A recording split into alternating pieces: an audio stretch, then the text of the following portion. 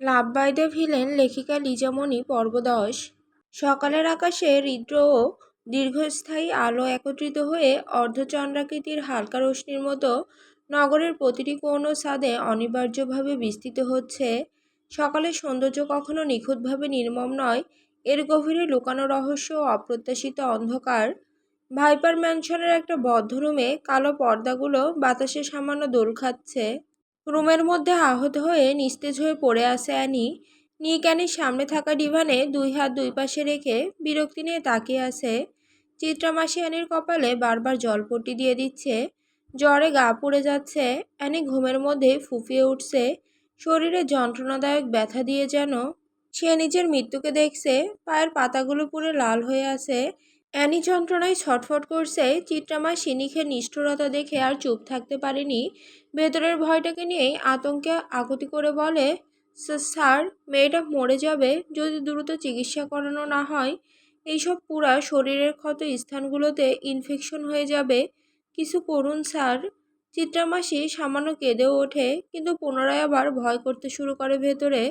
তার আগ বাড়িয়ে বলা কথাটা নিয়ে স্যার এখন নিশ্চয়ই রেগে গিয়েছে। কিন্তু চিন্তার ভাবনা ভুল ছিল। চিত্রা সামনে তাকিয়ে দেখে একটা মেয়ে ডাক্তার এসেছে, সাথে অধিরাজও রয়েছে। ডাক্তার ধীর পায়ে এসে অ্যানির পাশে বসে। অ্যানির এমন অবস্থা দেখে কিছুটা আতঙ্ক হয়। অ্যানির মুখের দিকে তাকিয়ে স্তব্ধ হয়ে যায়। নিজের স্তব্ধতা কাটিয়ে উঠতে না পেরে অন্য ঘরে চলে যায়। এতটা সুন্দর কোনো মানুষ আদৌ হয়? এটা মেয়ে নাকি কোনো পরী? সৌন্দর্যের কারণে শরীরের প্রবাহিত রক্তগুলো যেন দৃশ্যমান। এত লাস্যময়ী কেন এই নারী? ডাক্তারকে একধানে অ্যানির দিকে তাকিয়ে থাকতে দেখে নিক বিরক্তি নিয়ে অধিরাজের দিকে তাকিয়ে বলে, কাকে নিয়ে এসেছিস তুই? নারীরূপী কোনো পুরুষকে নিয়ে আসিসনি তো? অধিরাজ থতমত খেয়ে যায়। মিসেস সানা আফ্রিকার একজন অনেক বড় বিজ্ঞ ডাক্তার। ছেলে হওয়ার কোনো চান্স নেই। ওনার স্বামী সন্তান সব আছে। সবাই চেনে ওনাকে, তাই উনি মোটেও ছেলে নয়। অধিরাজ আত্মবিশ্বাস রেখে বলে, স্যার, গঠন পরিবার সব যাচাই করে তো মেয়েই দেখছি। নিক রাগে কিরমিরিয়ে ওঠে। যদি মেয়ে হয় তাহলে এইভাবে আরেকটা মেয়ের দিকে তাকিয়ে আছে কেন? ম্যাডামের দিকে কে না তাকাই না স্যার, যে দেখে সেই তো তাকিয়ে থাকে। অধিরাজ কথাটা বলে থামে, তবে মনে মনে আওড়ায়, উনি যদি আজ এত সুন্দর না হতেন তাহলে হয়তো তার জীবনটা অন্যরকম হতো। এমন কোমল মেয়ের স্থান এত জঘন্য নরকে কখনো হতো না। ওনার কোমলতা সৌন্দর্য আজ ওনার জন্য অভিশাপ। নিক ভ্রু কিঞ্চিত কুঁচকে ফেলে, রাগে থরথর করে কেঁপে ওঠে শরীর। সবাই তাকিয়ে থাকে মানে? নিক গম্ভীর হয়ে এনির মুখটার দিকে তাকায়। কিছুক্ষণের মধ্যে একটা বক্র হাসি দিয়ে ঠোঁট বাঁকায়। ডাক্তারকে এখন অ্যানির দিকে তাকিয়ে থাকতে দেখে নিজের ধৈর্য হারায়। সামনে থাকা ওয়াইনের গ্লাসটা চেপে ধরে ধমকে ওঠে, ফাক! আর এক মুহূর্ত এই মুখের দিকে তাকালে চোখ তুলে নিয়ে আসবো। You are goofing around here instead of working. যার জন্য আনা হয়েছে সেটা দ্রুত করে 10 মিনিটের মধ্যে রুম ত্যাগ করবে। নিকের ধমকে ডাক্তার কেঁপে ওঠে। নিজের ফুঁসে আসতেই গলা শুকিয়ে আসে। নিক হাতের গ্লাসটাকে ভেঙে দূরে ছুঁড়ে ফেলে দেয়। হাত দিয়ে সামান্য রক্ত ঝরলে টিস্যু পেপার দিয়ে নিজেই মুছে ফেলে। মহিলাটা এইসব দৃশ্য দেখে নিজের নিয়ন্ত্রণ হারাতে শুরু করে। শরীর কাঁপছে ভীষণভাবে। নিজেকে নিজে কোনোরকম ধাতস্থ করে এনির পাগুলোর দিকে তাকায়। নিজের নাক মুখ কুঁচকে চিত্রার দিকে তাকিয়ে প্রশ্ন করে, ওনার এমন কিভাবে হয়েছে? জ্বলন্ত কয়লা লেগেছে? নিকের কণ্ঠ পেয়ে ডক্টর সেদিকে তাকায়। এরপর সাহস সঞ্চয় করে প্রশ্ন করে, কিভাবে হয়েছে এমন? নিক ঘাড় কাত করে তাকায় ডক্টরের দিকে। ডক্টর ভয়ে আবারও শিউরে ওঠে। নিক নিজের দৃষ্টিতে রাগ মিশিয়ে বলে, বরফের উপর দিয়ে হাঁটছিল আর সেখান থেকেই জ্বলন্ত কয়লা লেগেছে। নিকের এমন উদ্ভব উত্তরে অধীরাজ চোখ বড় বড় করে তাকায়। বরফের উপর কয়লা রাখলে সেটা কি আর জ্বলন্ত কয়লা থাকে? কয়লা নিজেও তো বরফের পরিণত হয়। ডক্টর নিকের কথাটা বুঝতে না পেরে বলে, বরফের উপর জ্বলন্ত কয়লা রাখলে সেটা আর জ্বলন্ত থাকে নাকি? নিক নিজে ধৈর্য হারিয়ে বলে, ডক্টর কি বাল পাকলামি করে হয়েছেন? যখন অন্যকে প্রশ্ন করবেন তখন নিজে কেন এই বালের পেশা বেছে নিয়েছেন? দ্রুত নিজের কাজ করুন, আর একটা কথা বের হলে জবান বন্ধ করে ফেলবো। ডক্টর এমনিতে ভয়ে কাঁপছিল, এইবার নিকের এই পরপর ধমকে যে কোনো সময় জ্ঞান হারিয়ে ফেলবে। অ্যানির পাটাকে দেখে একটা দীর্ঘশ্বাস ফেলে। তার বুঝতে বাকি নেই এখানে নরকীয় কোনো ঘটনা ঘটেছে। অ্যানির অবস্থা দেখে সব ভয় ভুলে তার প্রথম লক্ষ্য হয়ে ওঠে ক্ষতস্থলকে স্থিতিশীলকরণ, সংক্রমক প্রতিরোধ এবং ব্যথানাশকের ব্যবস্থা করা। তিনি প্রতিটি ধাপকে এমন নিখুঁত নিয়ন্ত্রণে সম্পাদন করেন যেন পুড়ে যাওয়া ত্বকের ক্ষতি সাধিত হয় না। সর্বপ্রথম আক্রান্ত অংশের উপর জমে থাকা ধূলিকণা, কার্বন কণা ও দহজাত পদার্থ সম্পূর্ণরূপে অপসারণ করা হয়, যা ক্ষতির গভীরতা বৃদ্ধি করতে পারে। এরপর ক্ষতস্থলকে নিখুঁত জীবাণুমুক্ত দ্রাবক দ্বারা ধুয়ে প্রতিটি ফোসকা, ছায়ারেখা ও ত্বকের ভেতরের স্তর সূক্ষ্মভাবে পর্যবেক্ষণ করা হয়। ডাক্তার খুব যত্নে ক্ষতস্থলে অ্যান্টিসেপটিক প্রয়োগ করে। এনি ছটফট করছে, দুই হাত দিয়ে বিছানা চাদর খামচে ধরে আসে, চোখ দিয়ে ভেসে পড়ছে নোনা জল। অ্যানি সহ্য করতে না পেরে সামান্য আর্তনাদও করে ওঠে মাঝে মাঝে। চিত্রামাসি নিজেও কাঁদছে, অ্যানির হাতটাকে শক্তভাবে চেপে ধরে আছে, সবার ভেতরকেই নাড়িয়ে তুলছে অ্যানির এমন নারকীয় অবস্থা। কিন্তু কিন্তু গ্যাংস্টার বস নিক জেভরানের কি এতে কিছু যায় আসে? উনার হৃদয়ও কাঁদছে। উনি তো এখন তার বিবাহিত স্ত্রী। স্ত্রী হিসেবে না হোক, একজন মানুষ হিসেবেও কি অ্যানির এমন করুণ আর্তনাদ তার ভেতর কাঁপিয়ে তুলছে না? হুম, কাঁপছে না, কারণ ওনার কোনো হৃদয়, মায়া, মমতা কিছুই নেই। তাই তো কেমন নিষ্ঠুরভাবে বসে আছে, চোখে আরও বিরক্তি উপচে পড়ছে। ডক্টর অ্যানিকে সান্ত্বনা দিয়ে বলে, হয়ে আসছে ম্যাডাম, আর একটু সহ্য করে নিন। ডক্টর সংক্রমণের সম্ভাব্য উৎসকে চিহ্নিত করে এবং প্রয়োজনে অ্যান্টিবায়োটিক বা ব্যথানাশক ক্রিম ব্যবহার করে প্রদাহ ও তীব্র ব্যথা নিয়ন্ত্রণ করেন। ক্ষত অনেক গভীর, তাই তিনি ড্রেসিং বা আংশিক ত্বক প্রতিস্থাপন প্রয়োগের পরিকল্পনা গ্রহণ করেন, যেখানে ক্ষতস্থলকে স্থায়ীভাবে আচ্ছাদিত ও সুরক্ষিত রাখা হয়। প্রতিটি স্তর আলাদাভাবে দেখা হয়, উপরের লাল ফলা অংশ, মধ্যস্তরের ধূসর বা সাদা ক্ষয়প্রাপ্ত অংশ এবং নিচের স্থিতিশীল ত্বক, যাতে কোনো অংশ সংক্রমণ বা স্থায়ী ক্ষতি সৃষ্টি না করে। তিনি কিছুক্ষণ সময় নিয়ে ক্রমাগত অ্যানির পায়ের রক্ত সঞ্চার, তাপমাত্রা, ফোসকা অবস্থান ও ত্বকের স্থিতিশীলতা পর্যবেক্ষণ করেন। প্রতিটি স্পর্শ, প্রতিটি ড্রেসিং পরিবর্তন, প্রতিটি ক্রিম প্রয়োগ সবই একটি সূক্ষ্ম পরিকল্পিত ক্রমে হয়। ডক্টর পায়ের ড্রেসিং শেষে চিত্রার কাছে কয়েকটি মেডিসিন দিয়ে বলে, এগুলো সবসময়ের মতো ব্যবহার করবেন আর খাওয়াবেন। পুড়ে যাওয়া ত্বক দ্রুত আরাধ্য লাভ করবে, সাথে সংক্রমণ এড়াবে অতি দ্রুত, আর সর্বোচ্চ সম্ভব দাগবিহীন পুনরুদ্ধার সম্ভব হয়। প্রয়োজন হলে আবারও ডাক্তারের শরণাপন্ন হবেন। চিত্রা চোখ মুছে সম্মতি জানায়।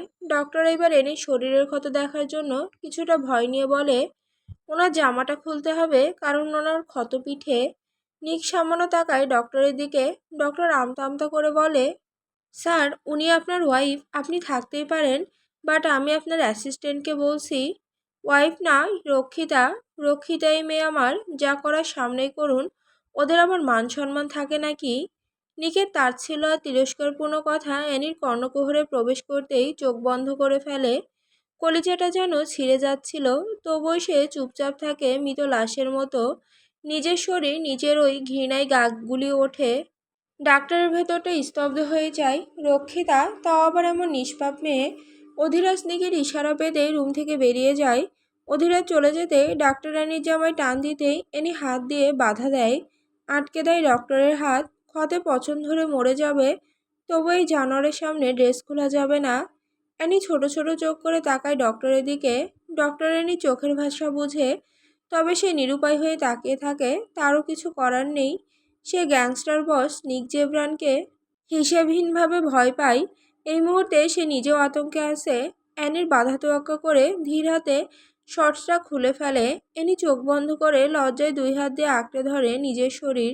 লজ্জায় আর ঘৃণায় চোখ দিয়ে পানি পড়তে থাকে। শরীরে শক্তি নেই যে লড়াই করবে। নিক আচমকা তাকায় অ্যানির দিকে, কিছুক্ষণ কপাল কুঁচকে তাকিয়ে থাকে, সাথে সাথে দৃষ্টি সরিয়ে নেয়। ডিভান থেকে উঠে বেরিয়ে যায় রুম থেকে। নিককে যেতে দেখে ডক্টর শান্তি নিঃশ্বাস ফেলে। এতক্ষণে যেন জান ফিরে এসেছে। শ্বাস আটকে মরে যেত আর কিছুক্ষণ থাকলে। তিনি এনে শরীরে ভালোভাবে স্ক্যান করেন, কাছের ক্ষুদ্র টুকরো আছে কিনা। সব ক্ষত পরিষ্কার করে মেডিসিন লাগিয়ে দেয়। অ্যানির পুরো মুখ নীল হয়ে যাচ্ছে ব্যথায়। চিকিৎসা শেষ করে ডক্টর যাওয়ার আগে অ্যানির দিকে তাকিয়ে বলে, আপনার এতটা সুন্দর হওয়া উচিত হয়নি, সামান্য অসুন্দর হলে কি এমন ক্ষতি হতো? অ্যানি শীতল চোখে তাকায় ডক্টরের দিকে। অ্যানির চোখে নীলমণি তিনি এতক্ষণে খেয়াল করেন। কতটা লাস্যময়ী এই মেয়ে। তবে তিনি আর কিছু বলেন না, তপ্ত শ্বাস ফেলে বেরিয়ে যায়। অ্যানি ব্যথাতুর নিস্তেজ শরীরটাকে বিছানায় এলিয়ে দেয়। চিত্রা নাক টেনে বলে, আপনি রেস্ট নিন ম্যাডাম, আমি এক্ষুনি আসছি। শহর লুয়ান্ডা, আফ্রিকা। তারিখ 28 আগস্ট 2013। লুয়ান্ডার নিস্তব্ধ রাতের অন্তরালে যখন শহরের প্রতিটি নিঃশ্বাস ঘন অন্ধকারে ঢেকে যায়, তখন স্থানীয় আইন শৃঙ্খলা রক্ষাকারী সংস্থা প্রবেশ করে এক আবাসিক স্থাপনায়, এবং সেখানে তাদের চোখের সামনে দৃশ্যমান হয়ে ওঠে এমন এক ভয়ঙ্কর পরিস্থিতি যা নিঃশব্দ আতঙ্কের প্রতিচ্ছবি হয়ে দুলতে থাকে মনের সবার। একজন মাতার দেহ এবং তার দুইজন সন্তানের অচেতন দেহগুলোকে রক্তাক্ত হয়ে ছড়ানো আছে এক অদ্ভুত নিস্তব্ধতায়। সময় নিজেই মৃত্যুর কাছে কৃতজ্ঞতা সহ হোঁচট খাচ্ছে। নারীর মুখে বিরক্তি ও ভয় মিশ্রিত এক অর্ধখোলা দৃষ্টি, আর নিস্তেজ দেহে লুকিয়ে থাকা নিঃশ্বাসের অদৃশ্য খোঁজ বাতাসে ভেসে বেড়াচ্ছে। প্রত্যেকটি কোণ, প্রতিটি দেওয়াল, প্রতিটি ছায়া স্থির হয়ে আছে মৃত্যুর বেদনাদায়ক প্রতিস্বরে। যারা জীবনের অল্পতম আলো ছোঁয়ার সুযোগ পায়নি। বালিশের পাশে নিখুঁত শীতলতায় পড়ে আছে শিশু দুইটার দেহগুলো রক্তমাখা, পরিবেশে তাদের কোমলত্ব অদ্ভুতভাবে প্রহরীহীন। পুলিশের তদন্ত এখনও ধূসর রহস্যের অন্তরালে আটকে আছে। হত্যাকারীর পরিচয়, কার্যপ্রণালী, উদ্দেশ্য সবই তাদের জানা। বিবিসি নিউজ চ্যানেলের সহকারীও কয়েকদিন আগে নিখোঁজ হয়েছেন। এখন আবার তার পরিবার। কে করছে এসব? প্রতিটি পদক্ষেপ এমন নিখুঁত পরিকল্পনা লুকানো, যা অভিজ্ঞতম গোয়েন্দাকেও হতবুদ্ধ করে দেয়। কোনো আলামত, কোনো আঙ্গিক, কোনো চিহ্ন, সবই যেন অদৃশ্য হয়ে গেছে। এক প্রকার ধোঁয়ার আড়ালে মৃত্যুর নৃত্য চলছে। প্রতিবেশীদের ফিসফিস ভরা বিবৃতি, এত নিষ্পাপ পরিবার কে এভাবে নির্বিচারে মৃত্যুর হাতে তুলে দিতে পারে? শহরের আবহকে আরও ভীতসন্ত্রস্ত করে তোলে। বিশেষজ্ঞরা অনুমান করেন হত্যাকারীরা এক প্রকার পেশাদারী নিখুঁততা নিয়ে কাজ করেছে। প্রতিটি নিঃশ্বাস, প্রতিটি ছায়া, প্রতিটি স্থিরতা নিয়ন্ত্রিত। হত্যাকাণ্ডটি যেন কেবল ভয়ের ক্যানভাসে আঁকা হয়েছে। পুলিশ সুপার বলেন, এই হত্যাকাণ্ডের রহস্য অমোচনীয়। প্রতিটি ঘর, প্রতিটি কোণ, প্রতিটি আলমারির অন্তর্গত প্রতিটি সূক্ষ্ম দিক আমরা পরীক্ষা করছি। হত্যাকারীর পরিচয় আমাদের কাছে এখনো অজানা। শহরের সেই অংশে আতঙ্ক, অস্থিরতা, নিঃশব্দ হাহাকার সব মিলিয়ে এক অমোচনীয় ছায়া বিস্তার করছে, যা প্রত্যেক প্রহরে নতুন ভয়ে জন্ম দিচ্ছে। মাতার মৃত্যু, শিশুদের নিঃশ্বাসহীন দেহ, সবই শহরের ইতিহাসে অমোচনীয় কালো দাগ হয়ে থেকে যাচ্ছে, যার ছায়া দীর্ঘদিন পর্যন্ত এখানে প্রতিফলিত হবে। 3জন লাশগুলোকে পুলিশের তদন্তে নিয়ে আসা হয়। পুলিশ সুপার নিজের ক্যাবিনে বসে গভীর চিন্তায় মগ্ন। হুট করে মাথায় কিছু একটা আসতেই অবাকতার সাথে সামনে তাকায়। এরপরে পাশে থাকা একজন পুলিশকে আদেশ দিয়ে বলে, ল্যাবে যাব, গাড়ি বের করো দ্রুত। মহিলাটিকে আমার অতি পরিচিত মনে হচ্ছে। উনি আরও একবার এসেছিলেন আমার কাছে। চেহারাটা খুব পরিচিত বোধ করছি। পুনরায় মহিলাটিকে দেখা যাক। Yes sir. পুলিশ সুপার সহ 2জন পুলিশ মিলে 20 মিনিটের ব্যবধানে ল্যাবে যায়। High ACP sir. হাই, একটা কাজে এসেছি। মহিলার মুখটাকে দেখাও তো পুনরায়। নিশ্চয়ই। এরপর ডাক্তার মহিলার মুখের ওপর থেকে কাপড় সরিয়ে দেয়। পুলিশ সুপার কিছুক্ষণ তীক্ষ্ণ দৃষ্টি দিয়ে তাকিয়ে থাকে। এর পর মুহূর্তেই থমথমে খেয়ে যায়। কিছুক্ষণ নীরব থেকে পাশে থাকা পুলিশের উদ্দেশ্যে বলে, উনি তো বিবিসি নিউজের প্রধান সহকারীর স্ত্রী, রাইট? জি স্যার। তোমার মনে আছে 2 দিন আগে একটা মহিলা এসেছিল, আর ওনার অভিযোগ ওনার স্বামীকে কেউ খুন করেছে। আর সেটা হলো আন্ডারগ্রাউন্ড গ্যাংস্টার বস নিক জেব্রান। নিজের স্বামীর খুনের শাস্তি চাইতে এসেছিল। পুলিশ সুপারের প্রতিটি বয়ান শুনে বাকি পুলিশ দুইটার গলা শুকিয়ে আসে। একজন কাপা গলায় বলে, ওনার সাহস আছে বলতে হবে। তাহলে কি স্যার খুনগুলো সত্যি গ্যাংস্টার বস করেছে? প্রমাণ নেই। নিক জেব্রানের কাজের কোনো সূত্র থাকে না, আজ পর্যন্ত কেউ পায়নি। আমরা পাবো কিনা তাও সন্দেহ। এখন তাহলে কি হবে স্যার? যদি সত্যি নিক জেব্রান এই পরিবারকে হত্যা করে থাকে, তাহলে তো কারো সাহস নেই আওয়াজ তোলার। প্রতিটি আইন ক্ষমতা দিয়ে কিনে রেখেছে। আর তার চেয়ে বড় সত্য, ওনার কাছে কোনো প্রমাণ থাকে না। এখন কি এই ঘটনা এভাবেই চাপা পড়ে যাবে? পুলিশ সুপার কিছুক্ষণ মৌন থেকে বলে, দেখা যাক কি হয়। জঙ্গলের মধ্যে অবস্থিত একটা পুরনো বাংলো, সেখানে মাটির নিচে আবদ্ধ আছে বদ্ধ ঘর। গা ছমছমে পরিস্থিতি চারপাশে। সেই কক্ষখানি এক অদ্ভুত নীরবতার অভিশাপে আবদ্ধ, যেখানে বাতাসের প্রতিটি স্রোত অতিমাত্রায় গুমোট হয়ে শ্বাসরোধী অস্বস্তি সঞ্চারিত করে। দেয়ালসমূহে জমাট বাঁধা আর্দ্রতার দাগ ও ছত্রাকের ঘনস্তর আর অদৃশ্য অন্ধকারের ছোপে মিলেমিশে এমন এক নিস্তব্ধ ঘোর রচনা করেছে, যা উপস্থিত যে কোনো প্রাণকে অকারণ আতঙ্কের ছায়া আচ্ছন্ন করে তোলে। জানালার সংকীর্ণ ফাঁক দিয়ে প্রবেশিত ক্ষীণ আলো রেখাটি ধূলিকণার দমকানিতে এতটাই নির্বাক ও ক্লান্ত স্বরূপ, আলো নিজেও সেখানে প্রবেশ করতে অনিচ্ছুক। চারিদিকে এমন এক কৃত্রিম নিঃসঙ্গতা বিরাজ করছে, যার শূন্যতার অতল গহ্বর থেকে উদ্ভূত হয়ে বারবার আত্মার ভেতরে ধ্বনিত হয়। এ রুমে প্রবেশ করলে মনে হয় সময়ের স্বাভাবিক প্রবাহ হঠাৎ থেমে গেছে। প্রতিটি মুহূর্তে দম বন্ধ করা দীর্ঘশ্বাসে প্রসারিত হয়ে অসহনীয় গুমটে রূপান্তরিত হয়েছে। এখানে নীরবতাই হলো একমাত্র শাসক, আর তার তীব্র শাসনে মানুষের মানসপটে কেবল অনির্বচনীয় শঙ্কায় দমকা ছায়া ভেসে ওঠে। ঘড়ি নেই, আয়না নেই, রুমে এক গুমট অন্ধকার। সেখানে বসে আছে একটা ব্যক্তি, সামনে মানুষের রক্তাক্ত মৃতদেহ। লোকটা দেহটাকে দেখে একটা পৈশাচিক হাসি দেয়। তার শরীর ঢেকে আছে একটা কালো পোশাকে। লাশটাকে দেখে অট্টহাসিতে ফেটে পড়ে। কি সেই ভয়ানক আর বিশ্রী হাসি! লোকটা কুকুরের মতো জিহ্বা বের করে নিজের ঠোঁট ভিজিয়ে নেয়। কেমন লালা পড়ছে মুখ থেকে। ধীরে ধীরে লাশের ওপর সামান্য চকলেট ক্রিম ঢেলে দেয়। এরপর জিহ্বা বের করে লেহন দিতে থাকে। রক্ত আর চকলেটে মাখামাখি হয়ে যায় পুরো শরীর, আর লোকটা সেইগুলো পিশাচের মতো খেতে থাকে। পুরো শরীরের রক্ত নিজের জিহ্বা দিয়ে খেয়ে থাকে। এরপর একটা ছুরি দিয়ে হাত কেটে নেয়। সেখান থেকে নির্গত হতে থাকে তাজা রক্ত। লোকটা জিহ্বা বার করে গিলতে থাকে সেই লাল রক্তগুলো। যেন কত স্বাদ আর তৃপ্তি! নির্জন অন্ধকারে বাতাসে ঘন কুয়াশার মতো ভয়াল নীরবতা নেমে এসেছে। কক্ষে শ্বাসরুদ্ধকর এক গা ছমছমে আবহ বিরাজ করছে। প্রতিটি দেওয়াল রক্তাক্ত বিভীষিকার সাক্ষ্য বহন করছে ধীরে ধীরে। লোকটার চাহনি বিকৃত উল্লাসে ভরপুর। নিথর লাশের শীতল দেহকে ধারালো ছুরির আঘাতে খণ্ডবিখণ্ড করছে। মাংস ছিঁড়ে বেরিয়ে আসা তাজা রক্ত সে পেয়ালার মতো তার ঠোঁটে তুলছে। তৃষ্ণার্ত পশুর ন্যায় এক চুমুকে গিলে নিচ্ছে সেই উষ্ণ তরল। তার মুখমণ্ডলে বিকৃত আনন্দের রূপ, ঠোঁটের কোণে রক্তের দাগ। সেই রক্তাক্ত চাহনিতে যেন শয়তানি উল্লাসের ঝলক। মৃতদেহের প্রতিটি চিৎকারহীন ক্ষতস্থান থেকে নির্গত লাল স্রোত তার কাছে ভোগের এক অদ্ভুত উল্লাস। লোকটা কোনো মানুষ নয়, কোনো অন্ধকার শক্তি রূপান্তরিত রাক্ষস। মৃত্যুকে পানীয় আর যন্ত্রণাকে উৎসব বানিয়ে নিয়েছে। ঘর জুড়ে লাশের গন্ধ, রক্তের কটু ধোঁয়া আর উন্মাদতার বিকৃত হাসি মিলেমিশে এমন এক বিভীষিকাময় পরিবেশ তৈরি করেছে, যেখানে মানবতার প্রতিটি রেখা মুছে গিয়ে কেবলমাত্র নরকের গর্জন শোনা যায়। ছুরি দিয়ে পুরোটা শরীর খণ্ডবিখণ্ড করে ফেলে। কাঁচা মাংসগুলো একটা পাত্রে তুলে নেয়। বাঁকা হেসে মাংসগুলোর দিকে তাকিয়ে একটা আবদ্ধ ফ্রিজে ভরে রাখে। কত শত লোকের মৃতদেহের অংশ যে এই ফ্রিজে আছে তার কোনো হিসেব নেই। নেই কোনো আকার গণনার পরিমাণ, শুধু এখানে লেগে আছে রক্তের দাগ। লোকটা ধীর পায়ে বেসিনের কাছে যায়, পানি ছেড়ে হাত ধৌত করে রক্তগুলো পরিষ্কার করে ফেলে। এরপর লাশ রাখা স্থানটাকে দেখে বিকৃত হেসে অন্য রুমে চলে যায়। সেখানে গিয়ে একটা গোলাকৃতি বারান্দায় বসে পড়ে। উপরে খোলা আকাশ, সামনে শত শত ওয়াইনের বাহার।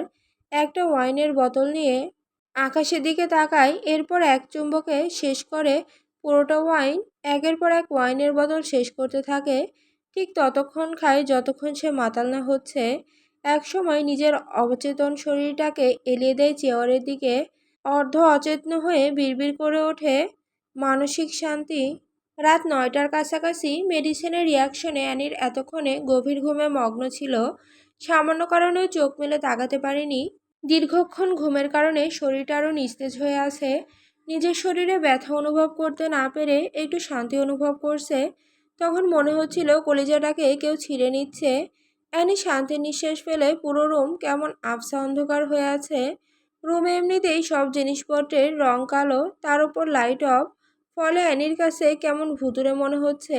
সে ভেবে পায় না একটা লোকের কালো রং পছন্দ মানা যায়, তাই বলে তার বাড়ি থেকে শুরু করে প্রতিটি জিনিসের রং কালো হবে। আর হতেও পারে এই লোক কোনো স্বাভাবিক মস্তিষ্কের নাকি সাইকো। অ্যানি বিড়বিড় করে শোয়া থেকে উঠতে যাবে, এমন সময় পায়ে সামান্য টান অনুভব করে। মুখ থেকে আচমকা আর্তনাদ বেরিয়ে আসে। চোখ মুখ খিচে ফেলে ব্যথার কারণে। কিছুক্ষণ নিস্তব্ধ থেকে চোখ মেলে তাকাতেই আঁতকে ওঠে। একটা বিশাল ছায়া তার সম্মুখে দাঁড়িয়ে আছে। অ্যানি ভয়ে সামান্য ঢোক গিলে সামান্য গলা ভিজিয়ে বলে, কে কে? কোনো রেসপন্স নেই। ছায়াটা ধীরে ধীরে তার দিকে এগিয়ে আসতে থাকে। এনি রুহু বেরিয়ে যাবার উপক্রম। ছায়াটা যখন একদম তার কাছাকাছি আসে, ঠিক তখন ওই ভূত বলে চিৎকার দিয়ে ওঠে, কিন্তু চিৎকারটা ভালোভাবে দিতে পারেনি। ঠিক তার আগেই শক্তপোক্ত হাতের আঙুল দিয়ে তার দুই ঠোঁট চেপে ধরে। কারোর হাতের স্পর্শ ঠোঁটে লাগতেই এনি শিউরে ওঠে। ভয়ে প্রায় কান্না করার মতো অবস্থা। আঙুলের স্পর্শ একটু হালকা হতেই এনি ভাঙা গলায় বলে, এক পাগলের ভাত নাই আর এক পাগলের আমদানি। সাক্ষাৎ নরপশুর সাথে আছি আমি। সামান্য ভূত হয়ে আমাকে ভয় দেখাতে কেন এসেছেন? শ্ আবারও সেই ধীর আঙুলে দিয়ে চেপে ধরে। অ্যানি সামান্য পিছিয়ে যায়। ছায়াটা অ্যানির মুখের সামনে মুখ নিয়ে হিসিয়ে বলে, নরপশু রূপ দেখবি বেবিকাল, আজ ফার্স্ট নাইট আমাদের। অ্যানির ভিতর কেঁপে ওঠে, আতঙ্কে জমে যায় সে। বিছানার চাদর খামচে ধরে কিছুটা পিছিয়ে যায়। নিকের মুখ থেকে মদের গন্ধ পেয়ে অ্যানির নাড়ি ভুড়ি বেরিয়ে আসার উপক্রম। সামান্য সিগারেটের গন্ধ সহ্য করতে পারে না, সেখানে মদ তো বমি চলে আসে। অ্যানি নিজের নাক চেপে ধরে অন্ধকারে আরও পিছিয়ে যায়। নিক অ্যানিকে হ্যাঁচকা টানে নিজের সামনে নিয়ে আসে। পালালে তো চলবে না, ফার্স্ট নাইট তো কাটাতে দিবে, আর বাধা দিলে হাত পা কেটে ফেলবো। অ্যানি ছটফটিয়ে ওঠে, ছাড়ুন আমাকে, খবরদার কাছে আসার চেষ্টা করবেন না, খুন করে ফেলবো আপনাকে। নিক ঠোঁট কামড়ে হেসে অ্যানির দিকে তাকায়। এরপর অ্যানি রুরুর উপর শুয়ে নিজের বক্ষের দিকে ইশারা করে বলে, এখানে এখানে ভীষণ কাঁপছে, একটু ছুঁয়ে দে বেবি গার্ল। গড প্রমিস একদম কাঁপাকাঁপি বন্ধ হয়ে যাবে, আর যদি বন্ধ না হয় তাহলে রিভলভার ঠেকিয়ে রেখে দিব। অ্যানি চমকে তাকায় নিকের দিকে। সে আজ অপাগের চরম পর্যায়ে গিয়েছে। এতটা নরম তো গ্যাংস্টার বস নিক জেব্রান নয়। মাতাল হয়ে এইসব কি বলছে? সজ্ঞানে থাকলে নিশ্চয়ই অ্যানিকে জোর করত, তাকে আবারও মানসিক নির্যাতন করে রক্তাক্ত করে ফেলতো। তার উরুর ওপর মাথা রাখাটা একদম সহ্য হয়নি। এমন একটা জানোয়ারের স্পর্শ পেলেই তার গা গুলিয়ে আসে। অ্যানি নিজের উড়ো সরিয়ে নেয়। নিক মাথা তুলে তাকায় অ্যানির দিকে, মুখে রাগের আভাস। অ্যানি কাপা গলায় বলে, আমাকে বাড়ি যেতে দিন, আমি আপনার কাছে থাকতে চাই না। কেন? অ্যানি নিঃশ্বাস টানে। কিভাবে শান্তভাবে আবার প্রশ্ন করছে কেন? মাতলামো করার জন্য কি তাকে পেয়েছিল? সজ্ঞানে থাকলে নিশ্চয়ই নির্যাতনের শিকার হতো। অ্যানি বিরক্তি নিয়ে বলে, আপনারা পশু, আর কোনো পশুর সাথে আমি থাকতে চাই না। আপনাদের এই পশুত্ব একদিন ধ্বংস হবে। নিক বাঁকা শব্দে হেসে ওঠে, তবে অন্ধকারে অ্যানি নিকের মুখটা ভালোভাবে দেখতে পায়নি। নিক অ্যানির দিকে তাকে শক্ত গলায় বলে, আমার রক্ষিতা, stop your emotional drama. My fucking baby girl, এইসবে আমার কিছু যায় আসে না। পতনের জন্য অভিশাপের প্রয়োজন পড়ে না, মানুষের বুক চিরে আসা আর্তনাদই যথেষ্ট। নিক জেব্রান। পুরো ঘরে পিনপতন নীরবতা। এনি ভয় পেয়ে যায়, যদি রেগে তার ওপর ঝাঁপিয়ে পড়ে তাহলে কিভাবে সামলাবে সে সব কিছু। নিক শুনেছি কি না বোঝা গেল না। আচমকা এনিকে নিজের বাহুবন্দি করে নেয়। অ্যানি ভয়ে কেঁপে ওঠে। সে বর্তমানে নিকের শক্তপোক্ত বুকের নিচে। অ্যানির যেন শ্বাস বন্ধ হয়ে আসতে অ্যানি ছটফট করে ওঠে। এখনই সুযোগ পালানোর। লোকটা এখন মাতাল আর অর্ধ অচেতন, চাইলেও কিছু করতে পারবে না। অ্যানি ছোটার জন্য ধস্তাধস্তি শুরু করে দেয়। নিক গম্ভীর গলায় আওয়াজ তুলে বলে, যত নড়াচড়া করবে তত চেপে ধরবো। কন্ট্রোললেস হলে আমাকে সামলাতে হবে। মরে গেলেও কিন্তু আমার করুণা পাবে না, কারণ আমার হৃদয়ে করুণা বলতে কোনো শব্দ নেই।